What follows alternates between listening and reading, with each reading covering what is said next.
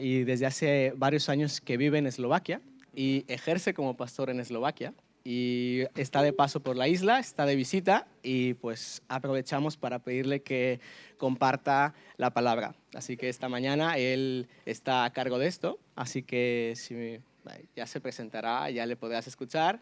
Entonces, ¿te parece si oramos? Y el micrófono es tuyo, ¿vale?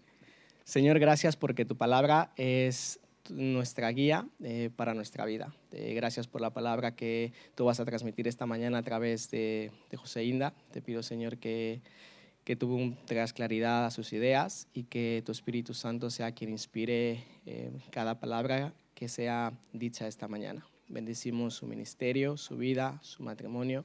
En el nombre de Jesús. Amén. Gracias, gracias. Querida iglesia, querida familia, me alegro mucho de poder estar aquí y poder saludaros y... sí. Que vale. No sé por qué siempre se me olvida. Los niños que están en la sala pueden salir. Exploradores, detectives, valientes, su tiempo, los monitores les esperan. Ya, perdón la interrupción. Te perdono, te perdono. Te lo perdono por ser tú. Es un placer estar aquí y poder ver tantas caras conocidas y tantas caras nuevas. Eso es también un placer, poder conocer a gente nueva y bueno, también quiero traeros saludos de la iglesia en Žilina, en Eslovaquia, que es la iglesia que tengo el privilegio de poder llamar mi casa los últimos 11 años. Durante 18 años esta fue mi casa, esta fue mi iglesia, esta fue la iglesia que me vio nacer, crecer, que me bautizó, que me dio esos fundamentos de la fe y veo, de hecho, a varios profesores de escuela dominical aquí. Y ahora es un privilegio poder estar sirviendo al Señor en Eslovaquia y poder traeros saludos de aquella iglesia que piensa mucho en vosotros, ora mucho por vosotros. Os da gracias por, por el trabajo que también hicisteis en mí. Así que... Gracias. Y hoy, para compartir la palabra, voy a hablar de un texto que seguramente muchos de vosotros, o quizás la mayoría de vosotros, conocéis muy bien. Quizás habréis leído 10, 50, 100 veces, o quizás esta va a ser la primera vez. Pero antes de eso, quiero haceros una pregunta. No sé si sabéis, quizás algunos sí, quizás algunos no, que la RAE, la Real Academia de la Lengua Española, cada año en diciembre elige cuál es la palabra del año, cuál es la palabra que representa lo que ha pasado durante ese año. En el año 2020 la palabra fue, ¿alguien lo sabe? Por casualidad, podéis gritarlo. Casi fue confinamiento, casi. También empieza por co. En el 2021 fue... ¿Alguien se atreve? Tampoco fue coronavirus, fue vacuna. ¿Y alguien sabe cuál fue la palabra del año pasado, el 2022? No tiene nada que ver con el coronavirus esta vez. Gracias a Dios. Yo pensaba que iba a ser la guerra, pero fue inteligencia artificial.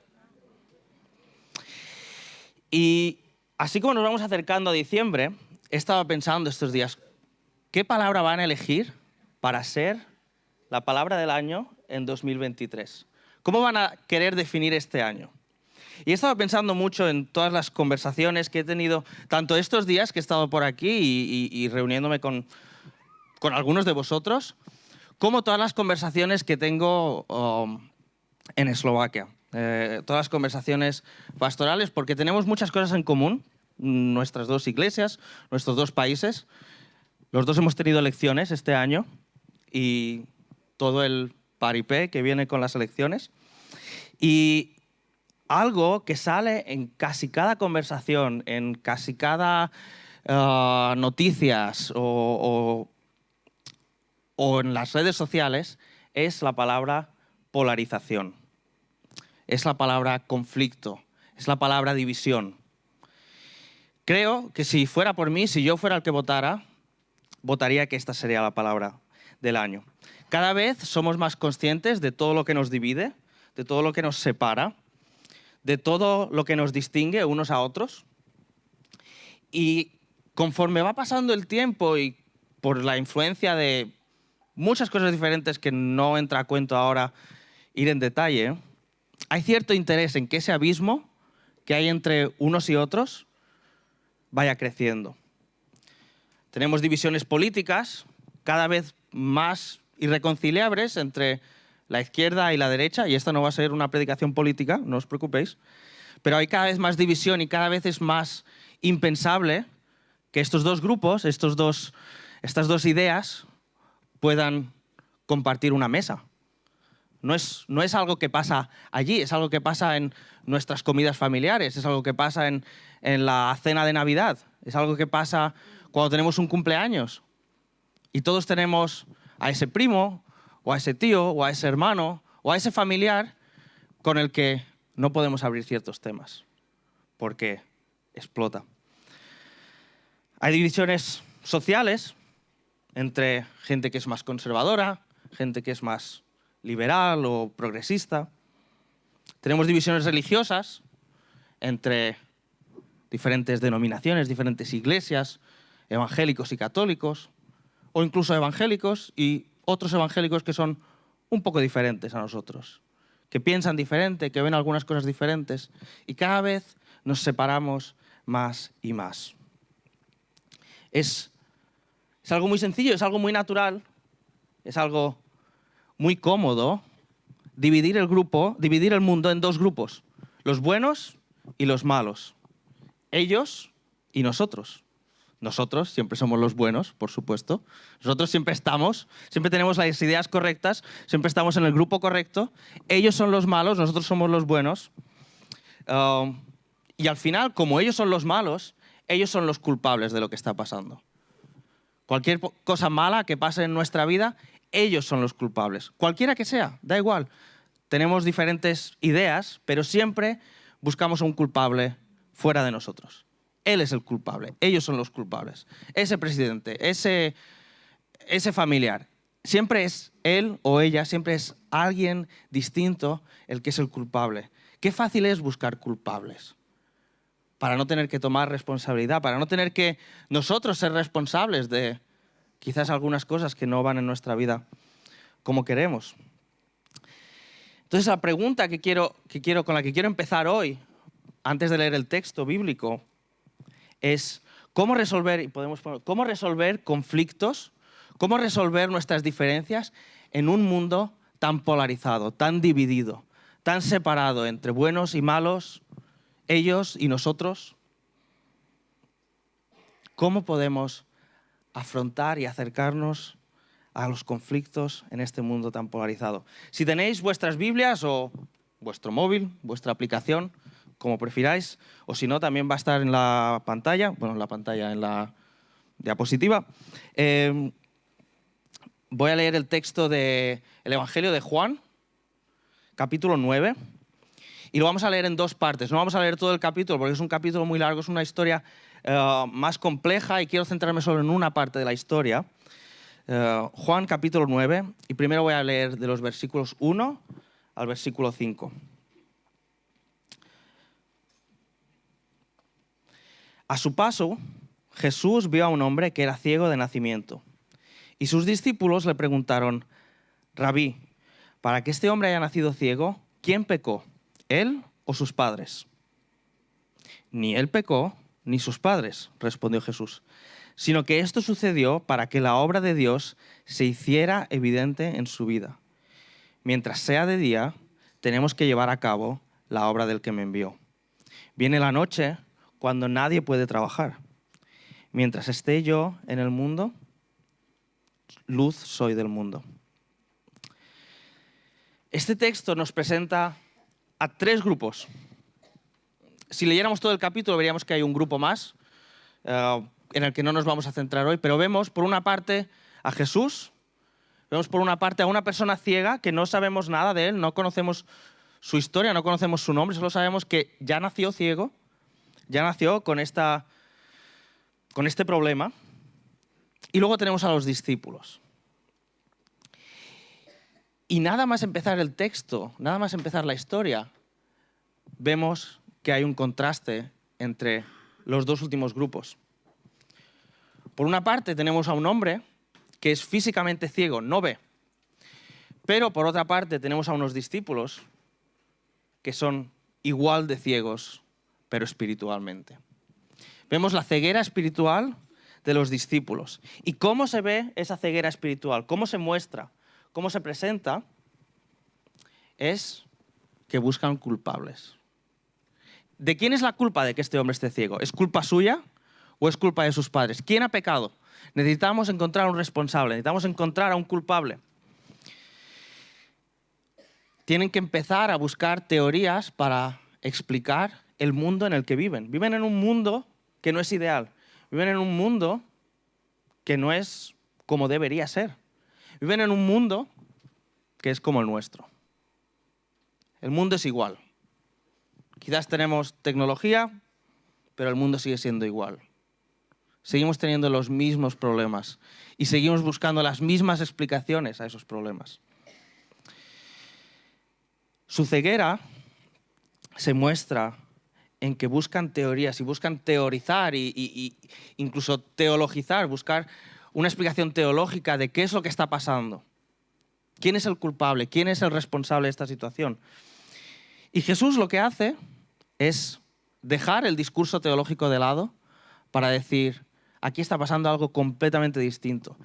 Sois ciegos y no veis que aquí está pasando algo completamente distinto. Los discípulos no están haciendo nada nuevo. Quizás les haría falta leer un poco más la Biblia, leer un poco más sus Biblias, leer el libro de Job, por ejemplo, porque lo que están haciendo estos discípulos es lo mismo que para aquellos que conozcáis el libro de Job, hacen sus amigos. Job pasa por un momento de sufrimiento terrible, algo que quizás, seguramente o espero que ninguno de nosotros pueda entender nunca. Ojalá que nunca podamos entender por lo que pasó Job. Y sus amigos vienen a visitarle y lo mejor que hacen son los 7 días que se quedan callados. Es el momento en el que abren la boca, donde lo estropean todo. Y empiezan a buscar culpables. No, esto te pasa porque has pecado. Esto te pasa porque algo habrás hecho en secreto, quizás incluso inconscientemente, y por eso Dios te está castigando. Es lo mismo que hacen los discípulos de Jesús. ¿Quién ha pecado? ¿Quién es el responsable de esta ceguera? Jesús deja el discurso teológico de lado porque no vale la pena, incluso es contraproductivo, buscar respuestas sencillas a preguntas complejas, a preguntas difíciles. Y esta pregunta, la pregunta de cómo puede un Dios bueno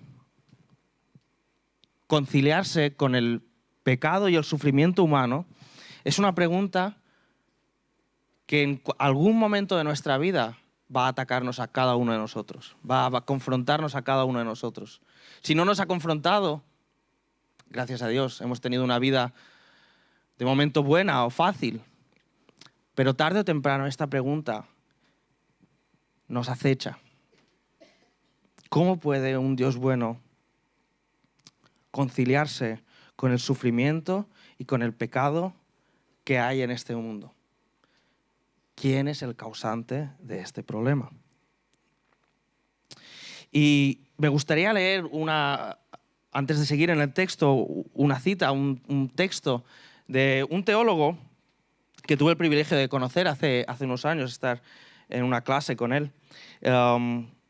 Y va a estar también en la pantalla, pero lo voy a leer, se llama N.T. Wright, un teólogo británico. Lo podéis ver también en la foto, bueno, no sé si ve muy bien.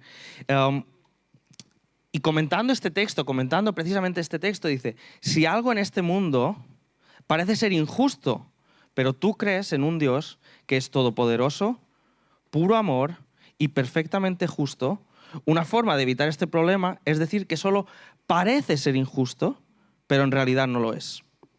Debe haber algún pecado secreto que está siendo castigado. Esto es algo fácil de decir si tú estás bien, satisfecho, sano en cuerpo y alma. Es decir, si nadie puede acusarte a ti de tener algún pecado secreto.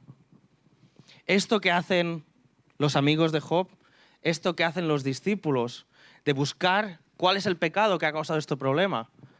Es una forma de ponerse sobre un pedestal. Es una forma de decir, yo soy superior a ti.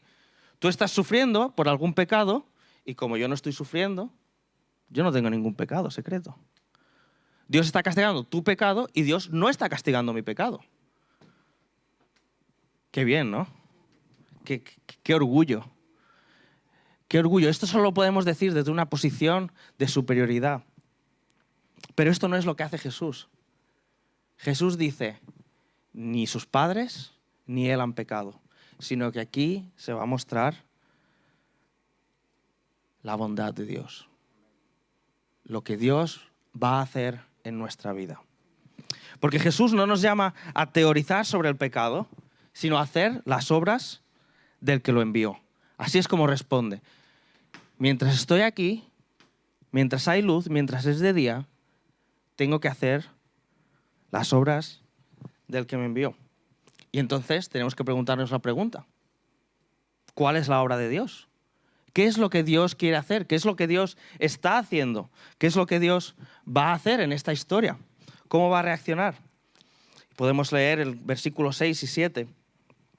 Dicho esto, Jesús escupió en el suelo, hizo barro con la saliva y lo untó en los ojos del ciego, diciéndole, ve y lávate en el estanque de Siloé, que significa enviado. El ciego fue y se lavó y al volver ya veía. Jesús en este milagro, en esta sanación, en este momento, es el que toma la iniciativa. Muchas veces cuando leemos los evangelios, cuando leemos historias de sanación, historias de Jesús tocando a alguien o Jesús sanando a alguien a distancia, alguien viene y le pide a Jesús, por favor Jesús, sana a fulanito, sana a mi siervo. O incluso tenemos la historia de los amigos que traen a su amigo para que Jesús los sane. Y Jesús los sana por la fe de ellos, no la fe de él, la fe de ellos. La mayoría de veces en la historia de Jesús, en los evangelios, vemos gente que toma la iniciativa para ser sanados. Pero aquí, Jesús es el que toma la iniciativa. Esta persona no le pide nada a Jesús. Esta persona es casi como alguien, como un doble, como un extra en una película, ¿no? Que está allí detrás mientras los personajes principales están hablando y alguien está atrás limpiando o haciendo algo. Es una persona que en esta historia, al menos de momento, luego cuando seguimos leyendo el capítulo 9, que os animo a que quizás esta tarde o durante la semana podáis seguir leyéndolo, no hace nada, no pide nada, no habla con Jesús, no dice ni una palabra. Jesús es el que toma la iniciativa. Ante el sufrimiento humano y ante ese impulso nuestro de buscar culpables y empezar a teorizar y empezar a pensar y empezar a filosofear, ante este impulso de los discípulos, Jesús reacciona con bondad y toma la iniciativa para sanar a este hombre. Y una pregunta que si somos sinceros, creo que cada uno de nosotros debería preguntarse, o al menos debería parar nuestra atención, es ¿por qué Jesús es tan asqueroso? Porque si nos paramos a leer el texto, lo que está pasando es bastante asqueroso. Si hace 2 años, en medio del confinamiento y en medio de toda la corona, alguien escupiera y nos pusiera la saliva en los ojos, tendríamos bastante problema con el tema de higiene y sanidad y eso no está muy bien. Jesús escupe, hace barro y se lo pone en los ojos. ¿Por qué? Hemos visto, o si no hemos visto ahora, pero si leemos los evangelios vemos historias de Jesús sanando a distancia, ni siquiera tiene que tocar a alguien. Jesús no hace falta que toque a alguien. Jesús dice, sé sano y eres sano, punto. ¿Por qué toca los ojos de este hombre con barro hecho con su propia saliva? Quizás quizás sobre todo gente que llevamos más años en la fe y que lo damos un poco todo por supuesto, nos cuesta un poco imaginarnos a Jesús,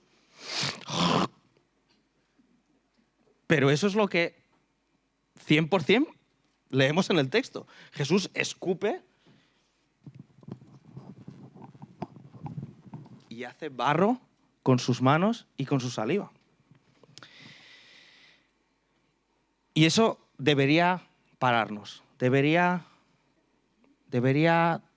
llamar nuestra atención y debería ponernos la pregunta en nuestras mentes: ¿por qué? ¿Por qué Jesús está haciendo esto? ¿Por qué Jesús usa saliva y usa barro y toca físicamente los ojos de esta persona? Y no sé si os acordáis de alguna historia en la Biblia en la que Dios coge tierra y con sus manos forma algo. ¿Alguien puede decirlo en voz alta? Creación del ser humano. Génesis 2. Dios toma la tierra y con sus propias manos forma al ser humano. ¿Cuál es la obra de Dios que Jesús ha sido mandado, ha sido enviado por Dios a hacer? Es un nuevo Génesis. Es una nueva creación. Juan nos lo deja muy claro en su Evangelio. Cuando leemos la primera palabra en el Evangelio de Juan: en el principio era el Verbo. En el principio creó Dios los cielos y la tierra. Juan, desde el versículo 1, nos está diciendo: esta historia es un nuevo Génesis. Esta historia, todo lo que os voy a contar en los próximos 21 capítulos, es la historia del nuevo Génesis que Dios está trayendo a través de Jesús a la tierra. Todo lo que va a hacer Jesús en el Evangelio de Juan va a llevarnos de vuelta al Edén, de vuelta a Génesis. De hecho, la resurrección de Jesús en el Evangelio de Juan, cuando María Magdalena se encuentra a Jesús resucitado y no lo reconoce, está en un jardín y lo confunde con el jardinero, con el que se encarga del jardín, como Adán y Eva tenían que encargarse del jardín del Edén, del nuevo jardín. La sanación que Jesús está haciendo aquí es la obra de Dios de nueva creación. Cuando leemos que Jesús dice que, déjame que vuelva atrás, mientras sea de día tenemos que llevar a cabo la obra del que me envió, la obra de Dios. La obra de Dios es sanación y es nueva creación. Es un nuevo Génesis. Eso es lo que Jesús vino a hacer. Eso es la razón por la que Jesús vino como el nuevo Adán para un nuevo Génesis. La vida, la obra, la muerte y la resurrección de Jesús, toda su historia es un nuevo Génesis del que nosotros podemos formar parte, al que nosotros podemos unirnos. Jesús toma el caos, la miseria y el sufrimiento humano y para él estos son la materia prima para la obra de Dios, para la nueva creación. Así como al principio Dios coge la tierra que está sin formar, que es un caos, y trae orden, y de esa tierra crea al ser humano, Jesús usa el caos, la miseria y el sufrimiento de nuestras vidas para formar algo nuevo, para traer sanación, para traer un nuevo comienzo, un nuevo principio. Eso es lo que significa Génesis, principio, un nuevo comienzo. El caos, la miseria y el sufrimiento en nuestras vidas son la materia prima, son lo básico que Dios usa para formar algo nuevo en nuestras vidas. Y cuando leemos este texto, estos 7 versículos, hay una palabra que se repite varias veces. Leemos que Jesús es el que es enviado a hacer la obra de Dios. Y luego leemos que Jesús envía al ciego a limpiarse en el estanque de Siloé, que significa enviado. Y en la Biblia, en cualquier momento de la Biblia, si veis una palabra que se repite mucho, prestad atención. Algo, el autor, quien quiera que sea, en este caso Juan, nos ha dejado como un rastro que seguir. Prestad atención a la palabra enviado. Jesús es enviado por Dios a llevar a cabo la obra de Dios y Jesús envía a esta persona al estanque que se llama enviado. Al final del Evangelio de Juan, antes de que Jesús ascienda con su Padre, Jesús les dice a sus discípulos: como el Padre me ha enviado a mí, yo os envío. De la misma manera que el Padre había enviado a Jesús a llevar a cabo esa obra de sanación, esa obra de renovación, de un nuevo génesis, de un nuevo comienzo para cada uno de nosotros. Jesús, cuando se va, dice: y ahora vosotros estáis enviados. Vosotros estáis enviados a llevar a cabo la obra de Dios de nueva creación en un mundo roto y lleno de dolor, de sufrimiento, de división. En este mundo en el que viven Pedro, Juan, el ciego y tú y yo. Dios nos envía a cada uno de nosotros a traer ese nuevo génesis, a traer esa nueva creación que Jesús empezó cuando murió y resucitó. Ahora Él nos envía a llevar a cabo esa obra. En un par de minutos vamos a tener la oportunidad de compartir el pan y el vino y recordar lo que Jesús hizo por cada uno de nosotros. Cómo su sacrificio trajo un nuevo comienzo para ti y para mí.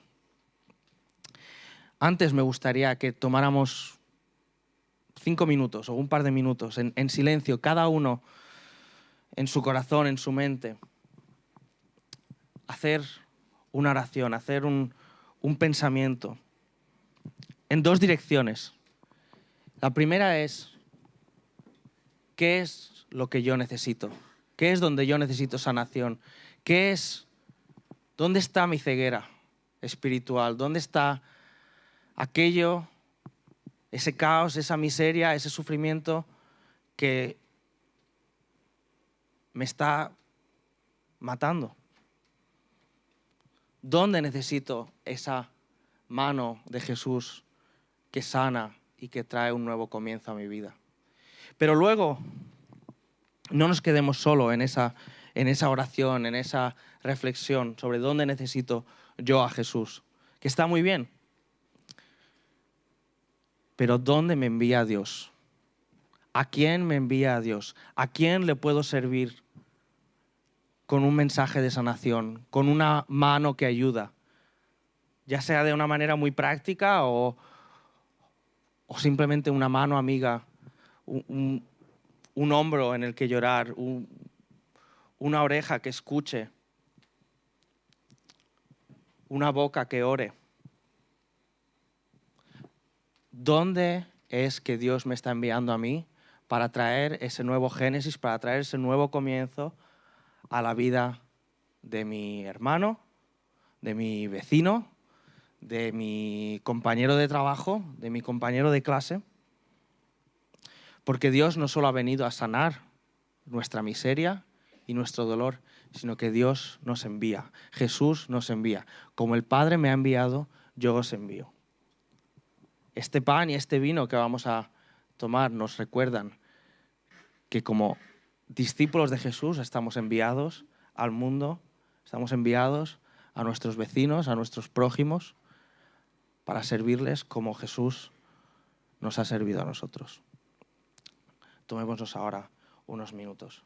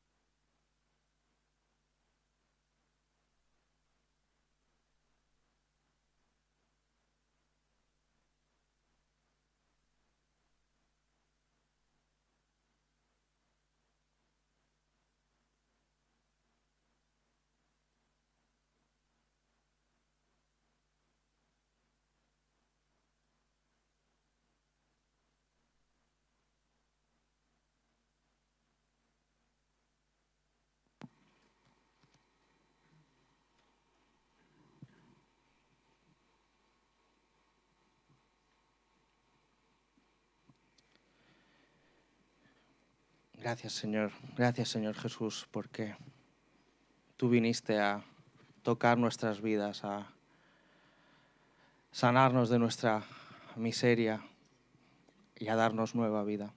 Gracias por la vida que me has dado a mí. Gracias por limpiar mis pecados, por darme una nueva oportunidad, por darme una nueva dirección. Padre, te pido que así como tú enviaste a Jesús y como Él nos ha enviado, que nos des fuerza, que nos llenes de tu espíritu para ser obedientes, para irnos de aquí, de estas 4 paredes, como aquellos que han sido enviados a traer este nuevo Génesis, este nuevo comienzo a un mundo roto, a un mundo lleno de dolor. Llénanos de tu espíritu, Señor Jesús. Amén.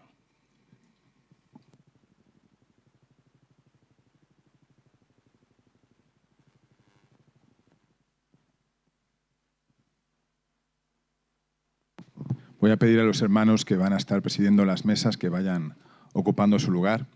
El acto que vamos a celebrar ahora no es un acto de religiosidad, es un acto que hacemos todos aquellos que hemos conocido a Jesús como nuestro Señor y Salvador para recordar su muerte en la cruz, su resurrección.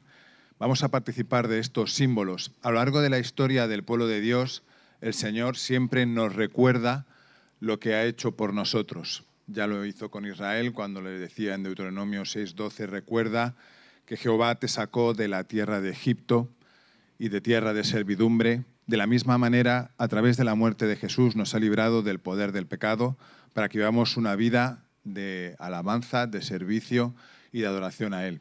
Y este acto que vamos a hacer hoy, participando de estos símbolos, es un acto de memoria por la obra del Señor Jesús en favor nuestro.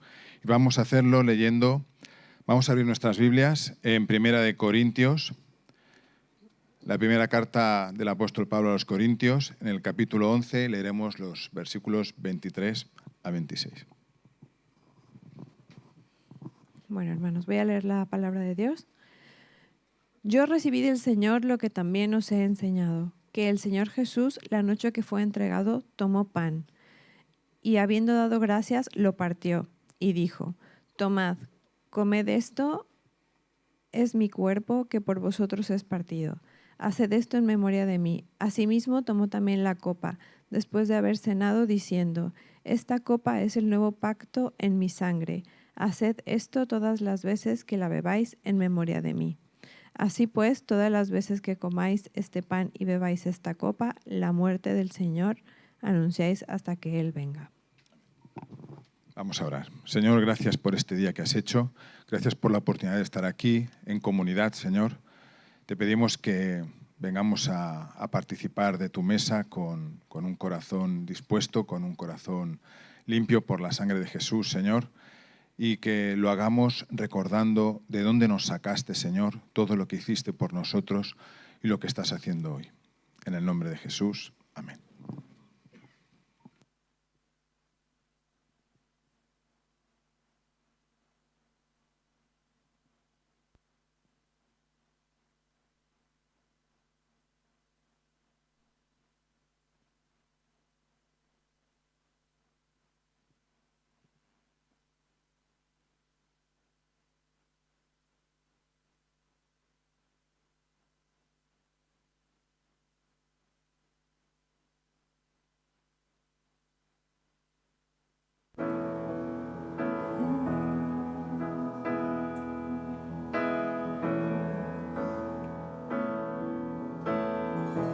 Somos pequeñas llamas prendidas porque un día fueron traídas a tu luz eterna que nos dio vida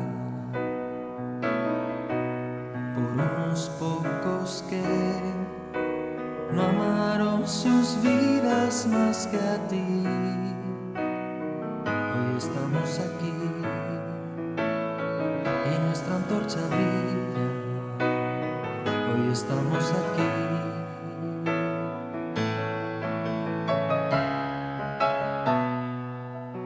Una misma visión para un nuevo siglo, una generación que levanta a Cristo y se une en oración, clamando por España. Nuestras posesiones, nuestros corazones pertenecen al Señor de señores, no importa el precio, salva nuestra España. Las barcas y las redes listas hoy están.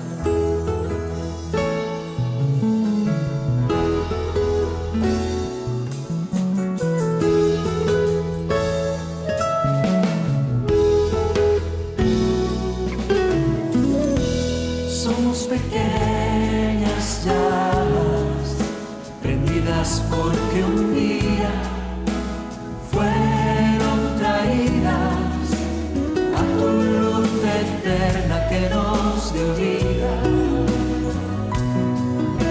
por unos pocos que no amaron sus vidas más que a ti. Hoy estamos aquí y nuestra antorcha brilla. Hoy estamos aquí